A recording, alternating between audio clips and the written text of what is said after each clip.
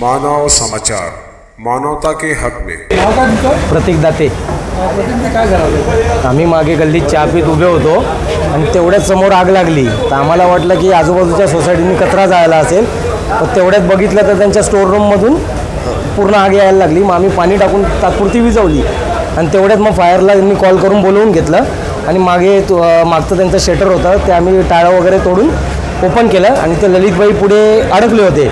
तर आम्ही आतमध्ये एंटर करत होतो त्यांना काढायला, बट धूर एवढा होता की आतमध्ये कोण अडकलं समजत नव्हतं। प्रयत्न केला त्यांना काढायचा, पण 10-15 मिनिटानंतर त्यांचा हात आमच्या हातात आला आणि मग त्यांना आम्ही बाहेर घेऊन आलो।